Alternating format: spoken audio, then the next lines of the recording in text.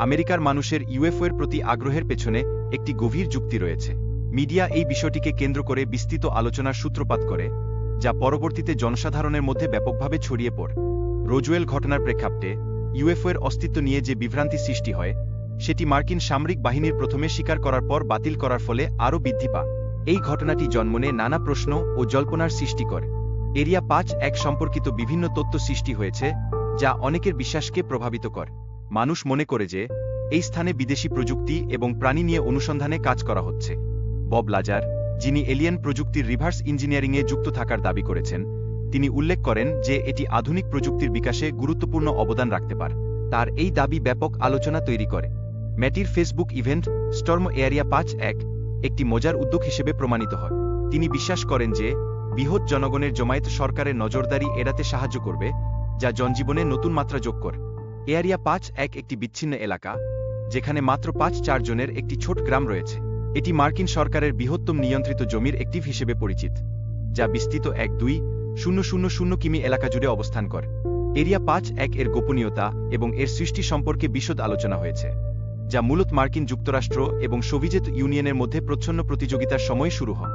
ও ২ গুপ্তচর বিমান এবং এর কার্যকারিতা সম্পর্কে বিস্তারিত তথ্য প্রদান করা হয়েছে। এই বিমানটি সোভিয়েত ইউনিয়নের পরমাণু অস্ত্রের নজরদারির জন্য অত্যন্ত গুরুত্বপূর্ণ ছিল এবং সে সময়ের প্রযুক্তি নিয়ে আলোচনা করে। লকহিড সর-৭-১ ব্ল্যাকবার্ডের উদ্ভাবন সম্পর্কে আলোচনায় উঠে এসেছে যে এই বিমানটি উচ্চ গতিতে উড়তে সক্ষম এবং গোপনীয়তা বজায় রাখতে বৃহৎ ভূমিকা পালন করে। রোজওয়েল ঘটনায় উড়ন্ত শ্মশানের তথ্যটি মিডিয়ায় ছড়িয়ে পড়ার পেছনে সিআইএর গোপনীয়তার ভূমিকা অত্যন্ত গুরুত্বপূর্ণ। তারা এলিয়েনের অস্তিত্ব নিয়ে বিভিন্ন গুজব ছড়াতে সাহায্য করে। এলিয়েনস্টক ইভেন্টটি মূলত একটি সঙ্গীত উৎসবে পরিণত হয়, যেখানে ২ মিলিয়ন মানুষের মধ্যে মাত্র ৬,০০০ জন উপস্থিত হয়েছে। এই ইভেন্টটি শান্তিপূর্ণভাবে অনুষ্ঠিত হয় এবং কোনো সম্পত্তির ক্ষয়ক্ষতি ঘটে না। ১৯৯৪ সালে মার্কিন বিমান বাহিনী জানায় যে রোজওয়েল দুর্ঘটনার সময় পাওয়া ধ্বংসাবশেষ আসলে একটি পারমাণবিক নজরদারি বেলুন ছিল। এটি সোভিয়েত ইউনিয়নের পরীক্ষামূলক অস্ত্র শনাক্ত করার উদ্দেশ্যে তৈরি করা হয়েছে। বিভিন্ন সময়ে মানুষের ইউএফও দেখার অভিজ্ঞতা সামরিক ড্রোন বা মিসাইলের কারণে হতে পারে। এই পরিস্থিতি এলিয়েন বিষয়ক বিভ্রান্তি সৃষ্টি করে, যা সমাজে নানা প্রশ্নের উৎপত্তি করে।